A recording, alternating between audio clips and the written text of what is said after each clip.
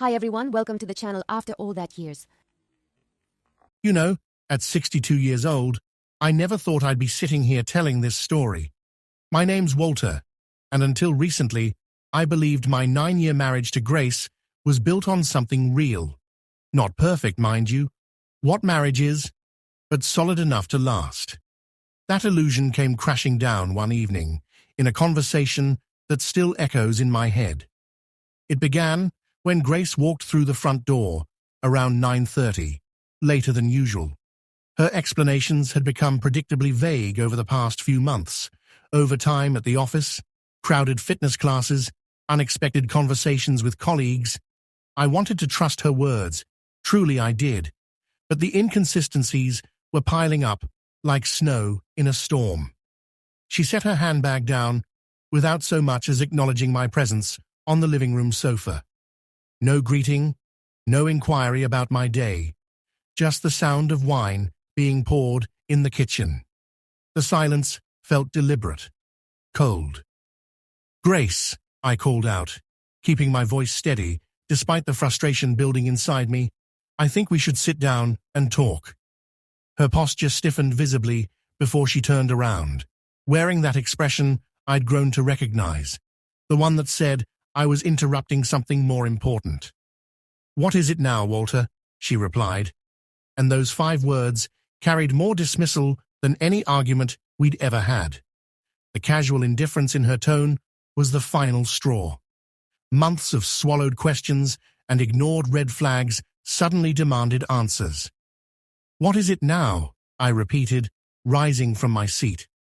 "How about the fact that you've been coming home at odd hours with explanations that change depending on the day? Or maybe we could discuss how you seem to have checked out of this marriage entirely." She took a slow sip of her wine, as if my concerns were nothing more than background noise. When she finally spoke, her words hit like a physical blow. "Walter, I'm not your possession. I don't need to account for every minute of my time to you." The audacity of that response left me speechless for a moment. I stood there processing not just what she'd said, but the complete lack of concern for how it might affect me. Something shifted inside me then. "You're absolutely right," I said, my voice dropping to a calm I didn't know I possessed. "You're not my possession, but you're also not my obligation anymore." That got her attention. The wine glass paused halfway to her lips as confusion flickered across her features. "What's that supposed to mean?" "It means I'm finished carrying the weight of this relationship while you act like you're unattached," I told her. "You don't want to be accountable to me? Fine, but don't expect me to keep being the one who holds everything together while you live like you're single." For the first time in months, she appeared genuinely surprised. Her mouth opened as if to respond, but no words came. I didn't wait for her to recover. I grabbed my car keys and walked out, needing distance from her and the suffocating atmosphere our home had become. Driving through the quiet streets with no particular destination in mind, my thoughts raced. Was I reading too much into things, creating problems where none existed? But deep in my gut, I knew the truth. Grace wasn't just emotionally absent. She was hiding something significant, and I was finally ready to uncover what it was. I spent most of that night behind the wheel, replaying our exchange over and over. Grace's words, her dismissive attitude, her complete disregard for my feelings. It all painted a picture I'd been refusing to see. There was more to her late evenings and vague excuses, and if I wanted answers, I'd have to find them myself. Around midnight, I pulled into an all-night diner a few miles from home. The place was nearly empty, except for a truck driver at the counter and a waitress refilling his coffee. I ordered a cup for myself and sat in a corner booth, trying to figure out my next move. That's when it occurred to me: Grace's phone. She guarded that device like it contained state secrets, never leaving it unattended, always keeping it locked. But the week before, she'd been so rushed leaving for work that she'd left it plugged in on the kitchen counter. It was secured, of course, but I remembered thinking how unusual it was to see her be careless with it, even for a few minutes. The more I thought about it, the more convinced I became that her phone held the key to understanding what was really happening in our marriage. The next morning found me still in my car outside the diner, watching the sun come up through the windshield. The reality of my situation hit me like cold water. I didn't want to go home, but I couldn't avoid it forever. I needed to keep my suspicions hidden until I knew more. When I finally walked through the front door, Grace was at the kitchen table, scrolling through her phone. She barely glanced up at my arrival. "Out all night, I see," she said, with unmistakable sarcasm. "That's right," I replied matter-of-factly, heading straight for the bathroom. I needed to maintain my composure, act like nothing had changed, even though every instinct screamed at me to confront her immediately. For the next several days, I played the role of the oblivious husband. I didn't press her about her whereabouts or question her activities. Instead, I watched and waited, and it didn't take long for patterns to emerge. Thursday evening, she announced she had a business dinner. She left around 7, wearing a dress that seemed far too elegant for a routine work meeting. Once her car disappeared from the driveway, I grabbed my jacket and followed at a careful distance. She drove downtown and parked outside an upscale restaurant. I watched from across the street as she walked inside, and within minutes, I saw him, a well-dressed man, waiting at the bar. Their greeting lasted longer than any professional interaction should, and when they sat down together, their body language told a story I didn't want to believe. The way she laughed at his comments, how she leaned in when he spoke. It was like watching a stranger who happened to look like my wife. After 2 hours, they left together. She got into his car, and they drove away while I followed, my hands trembling on the steering wheel. They ended up at a small hotel on the outskirts of town. I parked across the street and watched them walk inside, hand in hand, like they didn't have a care in the world. The air seemed to leave my lungs all at once. I sat there for what felt like hours, staring at that hotel entrance, trying to process what I'd witnessed. Eventually, I drove home in a daze, my mind filled with questions. Who was this man? How long had this been going on? And how had Grace become someone I didn't recognize? Sleep was impossible that night. I kept thinking about confronting her, demanding explanations, but morning brought clarity. I wasn't ready to face her yet. Suspicions weren't enough. I needed concrete proof. The morning after witnessing Grace enter that hotel, I felt like I was living in someone else's nightmare. Every interaction with her felt surreal. Watching her make coffee, humming softly while texting on her phone, acting as if nothing had changed. Her ability to maintain this facade was both impressive and terrifying. I knew I couldn't move forward based on what I'd seen alone. Grace was clever, and if I confronted her without solid evidence, she'd find a way to turn the situation around and make me appear paranoid. I decided to call my old friend Pete, who ran a private investigation business. We'd known each other for decades, and he owed me a favor from years back. Pete was practical, direct, exactly what I needed. "You want proof?" Pete said when I explained the situation over the phone. "Give me a week, and I'll get you everything you need." Waiting felt impossible, but I knew it was the smart approach. In the meantime, I decided to do some investigating of my own. That evening, while Grace was in the shower, I took a deep breath and picked up her phone from the nightstand. I knew she had a passcode, but Grace wasn't particularly tech-savvy. She used the same 4 digits for everything: the garage, her gym locker, even her email account. I entered the numbers, and just like that, I was in. Her regular messages appeared clean. Too clean, actually. There wasn't a single suspicious text or call record, which only confirmed my growing certainty that she was hiding something. Then I noticed a second messaging app, one I didn't recognize. It had a plain icon and was buried in a folder with rarely used applications. When I opened it, everything became clear. There was a flood of messages between Grace and a contact labeled simply Office, but these conversations had nothing to do with work. Last night was incredible. Can't get you out of my head. Same here. I wish we could be together every day. Soon, darling. He suspects nothing. I'll find a way to make this work for us. My stomach turned as I scrolled through their exchanges. This wasn't just flirtation. It was a complete betrayal. There were photos of them at restaurants, pictures taken inside the car I'd seen them leave in, even selfies from what was clearly a hotel room. The shower shut off, and panic set in. I quickly locked the phone and placed it back on the nightstand, just as Grace emerged from the bathroom with a towel wrapped around her. "What are you doing?" she asked, her eyes narrowing with suspicion. "Just reaching for a book," I said, holding up the paperback I'd grabbed as cover. She studied me for a moment, as if trying to determine whether I was lying, but then shrugged and went to the closet for her pajamas. I barely slept that night, my mind reeling from what I'd discovered. It was one thing to suspect infidelity. It was another to have undeniable proof staring back at you.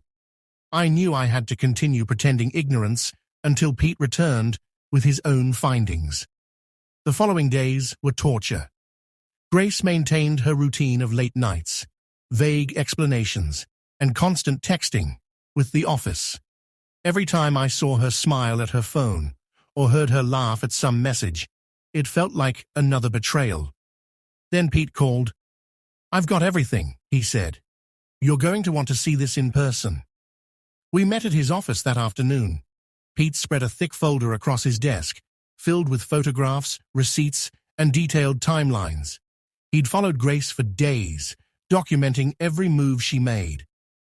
The man she was seeing wasn't a stranger. He was a colleague from her workplace, someone she'd worked with for years. The photographs told a story I couldn't deny. Them kissing in parking lots, meeting at that same hotel, even holding hands at a park just miles from our house. "Is this enough for you?" Pete asked, his tone professional but sympathetic. I nodded, swallowing hard. "Yeah, it's more than enough." Now I had the proof. The question was what to do with it. With the evidence in my hands, everything made sense. The late nights, her cold responses, the emotional distance. Grace wasn't just pulling away from our marriage, she was actively building a new life behind my back. That night, as I sat at the kitchen table reviewing Pete's folder, I began planning my next steps. This wasn't just about confronting Grace anymore, it was about protecting myself and ensuring I came out of this situation with some dignity intact. The first priority was legal advice. I needed to understand my options before making any moves I might regret. The next morning, I contacted an attorney my co-worker had recommended, someone with a reputation for handling difficult divorce cases effectively. Sitting in his office, I laid out the entire situation, the suspicious behavior, the evidence Pete had gathered, Grace's obvious deception. He didn't mince words. "Walter," he said, leaning back in his chair, "you have a strong case here. The infidelity, the documented deception, it all works in your favor. But you need to be strategic about how you proceed. Don't reveal your hand until you're ready to act decisively." That advice resonated with me. I went home that evening more determined than ever to maintain my role as the unsuspecting husband. Grace needed to believe she still held the advantage, at least for a while longer. Over the next few days, I kept everything as normal as possible. I cooked dinner, asked about her day, even watched television with her on the couch, as if nothing had changed. It was the most difficult performance of my life, but I knew it was necessary. Meanwhile, I quietly began making preparations. I opened a separate bank account and started transferring small amounts of money, just enough to establish independence without raising red flags. I changed passwords on my personal email and phone, ensuring Grace couldn't access anything she didn't need to see. Most importantly, I kept Pete's evidence folder hidden in my workshop, a place Grace never ventured. Then came the evening that changed everything. It was a Friday, and Grace announced she was going out with friends. She left around 7, wearing a dress I'd never seen before. Tight, low-cut, and far too provocative for a casual evening with girlfriends. As soon as her car was out of sight, I grabbed my keys and followed. This time, I didn't need Pete's help. I knew exactly where she was headed. Sure enough, she drove straight to the same hotel, and within minutes, her lover's car pulled up beside hers. They walked inside together, laughing and holding hands without a care in the world. Instead of following them in, I sat in my car, my emotions swinging between rage and disbelief. The boldness of it, the complete lack of concern for anyone but themselves. It was breathtaking in its selfishness. That's when I decided it was time to make my first move. The next morning, Grace came downstairs to find me sitting at the kitchen table with a cup of coffee in one hand and Pete's folder in the other. "What's that?" she asked, eyeing the folder nervously. I looked up at her, my expression calm but firm. "Have a seat." She hesitated, but eventually sat down across from me. "I know," I began, sliding the folder toward her. "About you, about him, about everything." Her face drained of color as she opened the folder and saw the photographs, the text message screenshots, the hotel receipts. For a moment, she was completely speechless. Then, predictably, she tried to turn it around on me. "You were spying on me," she said, her voice rising. "How dare you invade my privacy like that?" I couldn't help but laugh. "Privacy? Are you serious? You've been lying to me for months, sneaking around behind my back, and you're concerned about privacy." She started to argue, but I held up my hand to stop her. "Don't bother," I said. "I'm done listening to your excuses. I've already spoken to a lawyer, and I'm filing for divorce. You wanted your freedom? Congratulations. You're getting it." For the first time, I saw genuine panic in her eyes. She began stammering, trying to explain, to justify, but I wasn't interested in hearing it. "You made your choice, Grace," I said, standing up. "Now you get to live with the consequences." I walked out of the kitchen, leaving her sitting there with the evidence of her betrayal spread out in front of her. But I wasn't finished yet. This was just the beginning. After I left the kitchen, I could hear Grace calling after me, her voice shaking. She wasn't accustomed to me standing my ground like this, and the panic in her tone was almost satisfying. Almost, but I wasn't ready to stop there. I headed straight to the garage, grabbed my keys, and left the house. I didn't want to give her the opportunity to spin more lies or attempt to manipulate me into backing down. I needed space to think, to finalize my plans for what came next. I drove aimlessly for a while before parking in a quiet lot overlooking the city. My phone buzzed constantly. Calls, texts, voicemails, all from Grace. I ignored every single one. Instead, I sent Pete a brief message. "It's done. She knows everything. Thanks for your help." His reply came almost immediately. "Good for you, Walter.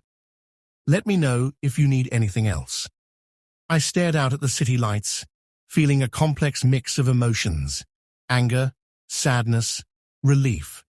I'd spent so many years trying to build a life with Grace, and now I was watching it all fall apart in slow motion. After a couple of hours, I decided it was time to return home. I wasn't going to let Grace control the narrative or twist the situation to her advantage. This time, I was in charge. When I walked through the front door, I found her on the couch, her face red and blotchy from crying. The evidence folder was still on the coffee table, untouched. She looked up at me with wide, pleading eyes. "Walter," she began, her voice trembling. "Please, Just listen to me. I held up my hand to stop her. I'm not interested in excuses, Grace. You made your choices, and now I'm making mine. But it's not what you think, she blurted out. I can explain everything. He doesn't mean anything to me. It was just a mistake. I laughed bitterly. A mistake?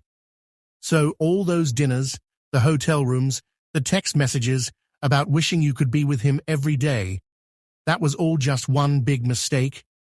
She flinched, and I could see the cracks in her facade beginning to show.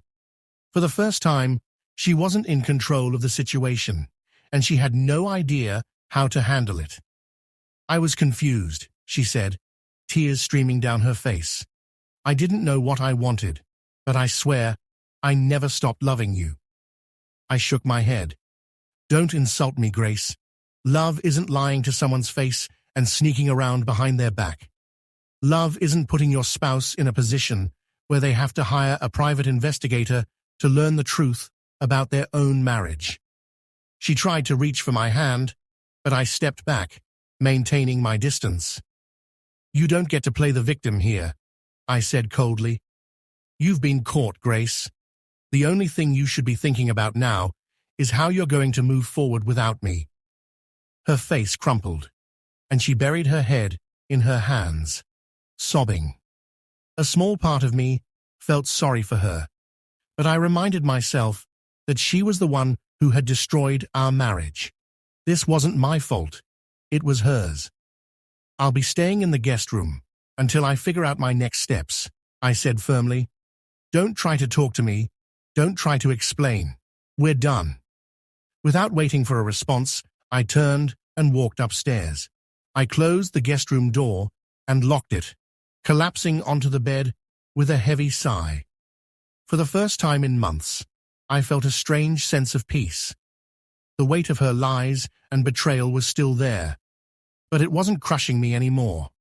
I had taken back control of my life, and I wasn't going to let her drag me down any further. The next morning, I got up early and called my lawyer.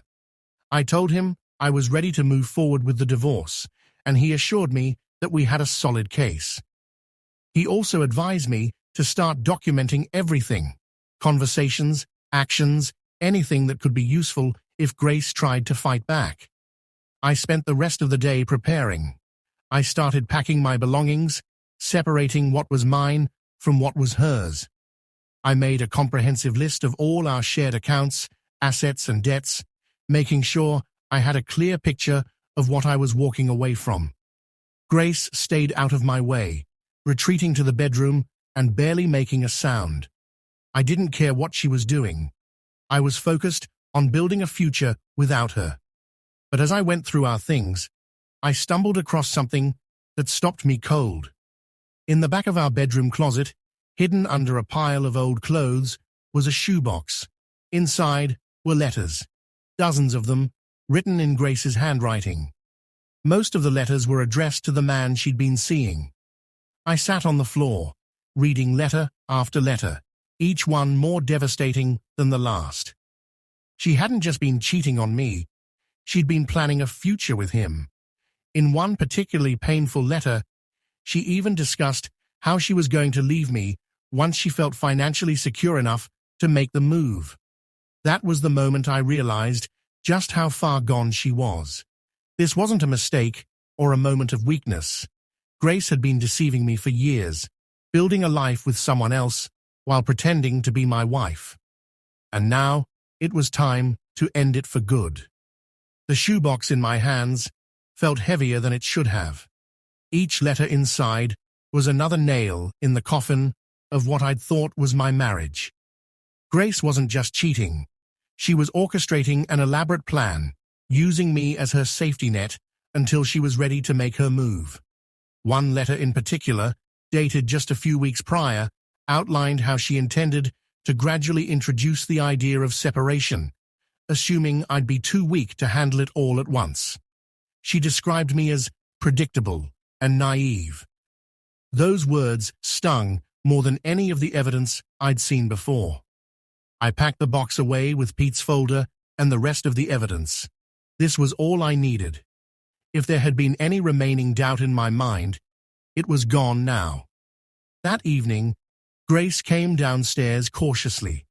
Her eyes were puffy from crying, but the guarded look in them told me she hadn't given up on her manipulative tactics. "We need to talk," she said softly. I leaned back in my chair, crossing my arms. "Talk about what, Grace? How you've been lying to me for years, or maybe how you've been planning to leave me while stringing me along like some fool." She flinched, but didn't deny it. Instead, she tried a different approach. "Walter, I'm sorry. I made mistakes, but we can fix this. We've been together for so long. Doesn't that count for anything?" Her attempt at damage control might have worked in the past, but not now. I was done being her fool. "Fix this," I repeated, my voice rising. "You don't even regret what you did, Grace. You regret getting caught."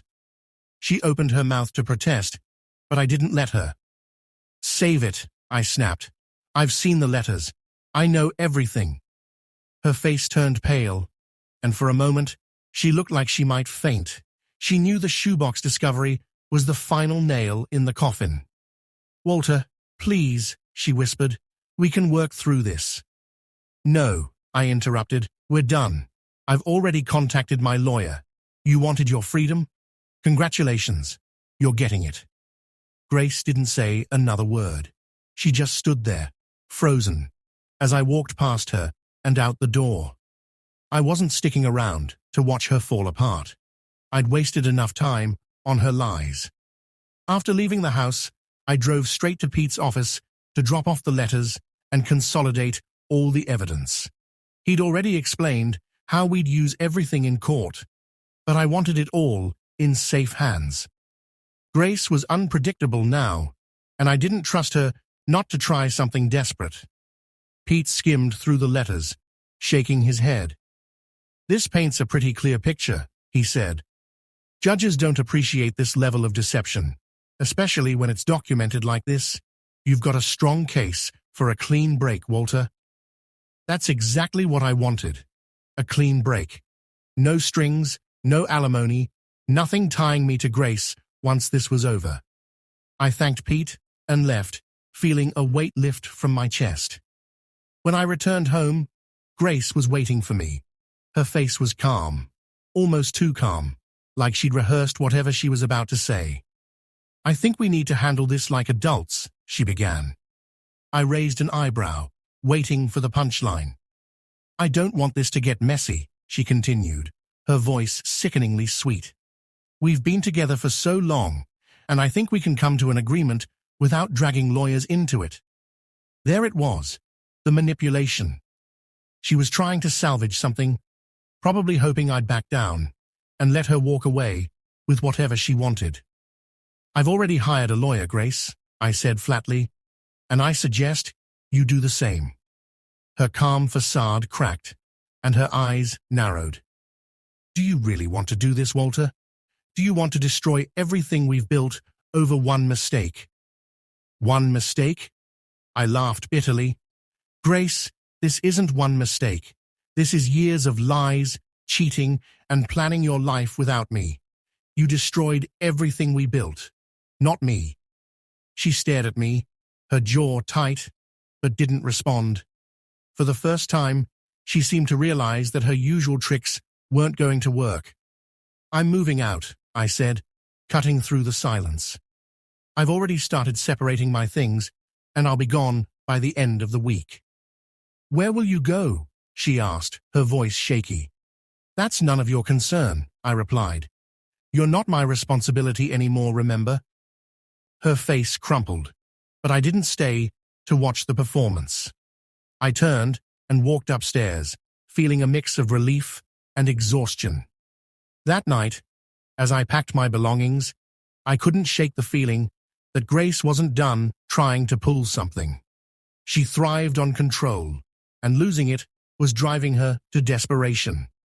I locked the guest room door and settled in for the night, knowing that the days ahead wouldn't be easy, but for the first time in a long time, I felt like I was reclaiming my life, and nothing Grace could do would stop me. The next morning, I woke up early, determined to keep moving forward. I had an appointment with my lawyer later in the day and wanted to finalize the division of assets before things got uglier. Grace, surprisingly, had been quiet all night. Maybe she'd finally accepted that this was over. But as I walked downstairs, I noticed something off. The kitchen table was spotless, Grace's usual coffee mug nowhere in sight. A bad feeling crept over me. "Grace?" I called out, my voice echoing in the silence. No answer. I checked the living room, the garage, even the backyard. She wasn't there. That's when I noticed the envelope on the counter, with my name scrawled across the front. I opened it cautiously, half expecting another manipulative plea for sympathy. Instead, it was a single sheet of paper, with a message that made my blood run cold. "If you think you're going to ruin me, think again. You're not the only one who can play dirty. Good luck explaining what I know about you." I read it again, trying to process what she meant. What could she possibly know about me? My life wasn't exactly full of secrets, and I'd always been straightforward in our marriage. Panic gave way to anger as I realized this was her attempt at blackmail. She was bluffing, trying to scare me into backing down. But then I noticed something else. Her phone was gone, along with her laptop and a stack of papers that had been in her home office. It hit me. She was trying to get ahead of me, probably contacting her own lawyer or gathering ammunition to use against me. I grabbed my keys and drove straight to Pete's office. "She left this," I said, handing him the note. "And she's gone. She's up to something, and I need to know what." Pete read the note and nodded, his expression serious. "She's bluffing, Walter, but we can't take any chances. I'll have my team keep an eye on her. If she's planning something, we'll find out." I spent the rest of the day with my lawyer, going over every detail of our finances, our property, and the evidence I had. I wanted to be prepared for whatever Grace might throw at me. That evening, Pete called. "Walter, you're not going to believe this," he said. "Grace has been busy. She emptied one of your joint accounts today. $5,000. Gone. She also rented a storage unit in her name a couple of weeks ago. My team is looking into it." The rage I felt was unlike anything I'd experienced before. Grace wasn't just trying to hurt me emotionally. She was trying to sabotage me financially too. I went home, fuming, and started searching every corner of the house. I needed to know what else she might be hiding. That's when I found it. A second phone tucked away in a drawer in her home office. The messages on it confirmed my worst fears. Grace had been planning this for months, coordinating with her lover to drain our accounts and secure herself financially before leaving me. But one message stood out. It was from just a few days ago, and it sent chills down my spine. "Once the money's moved, we'll be free to leave. He'll never see it coming." I stared at the screen, my mind racing. This wasn't just betrayal anymore. It was a calculated attack on my life. Grace wanted to destroy me, but she had underestimated who she was dealing with. Grace's plan to destroy me might have been calculated, but she had no idea who she was dealing with. That message on her second phone lit a fire in me, and I knew it was time to take decisive action. I called Pete immediately and explained what I'd found. "Walter, she's trying to clean you out before making her exit," he said, "but we can stop her. Let's freeze those accounts before she gets her hands on anything else." With Pete's help and my lawyer's expertise, I froze all our joint accounts that same night. I also secured copies of the messages from her second phone and added them to my growing collection of evidence. Grace thought she was untouchable, but she was about to learn just how wrong she was. The next morning, I woke up to a barrage of angry texts from Grace. "How dare you freeze the accounts? You're ruining everything. I thought you said we could handle this like adults. You're not going to win, Walter." I didn't respond. I didn't need to. My silence was all the confirmation she needed that her scheme had failed. Later that day, Pete called with more updates. His team had tracked Grace to her lover's apartment, where she'd been hiding since leaving the house. They'd also discovered something else. The storage unit she'd rented was full of items she'd secretly taken from our home, things she planned to sell or keep for herself after the divorce. "She's boxed herself into a corner," Pete said. "You've got her right where you want her." With everything in place, I scheduled a meeting with my lawyer and Grace's attorney. It was time to confront her with the truth. The meeting took place in a sterile conference room, the air thick with tension. Grace sat across from me, her expression a mix of anger and desperation. Her lawyer tried to start with pleasantries, but I wasn't interested in small talk. "I have no intention of dragging this out," I said, placing a stack of evidence on the table. "Here's everything you need to know. Grace's infidelity, her attempts to drain our accounts, her storage unit full of stolen items, and her communications with her lover about their plans to ruin me." Grace's face went pale as her lawyer flipped through the evidence. She tried to interrupt, but I held up my hand. "Save it, Grace," I said firmly. "This is all going to court. You can fight me if you want, but I promise you the outcome won't be in your favor." Her lawyer whispered something to her, and for the first time, she looked genuinely defeated. The facade she'd clung to for so long was crumbling before my eyes. "Fine," she finally said, her voice barely above a whisper. "What do you want?" "I want a clean divorce," I replied. "No alimony, no shared assets. You walk away with what's yours, and I keep what's mine. And I want you out of the house by the end of the week." Her lawyer nodded, clearly aware that they had no leverage. Grace tried to argue, but even she knew it was over. By the end of the meeting, we had an agreement. Grace would leave quietly, taking only what she'd brought into the marriage. The house, the accounts, and everything else would remain mine. As I left the conference room, I felt an overwhelming sense of relief. For the first time in years, I was truly free. A week later, Grace was gone. The house felt quieter, emptier, but also peaceful. I spent the next few months rebuilding my life, focusing on myself for the first time in years. Every now and then, I'd hear through mutual acquaintances about how Grace was struggling, how her lover had abandoned her when things got tough, leaving her to pick up the pieces on her own. I didn't feel sorry for her. She had made her choices, and now she was living with the consequences. As for me, I learned a valuable lesson. I deserve better.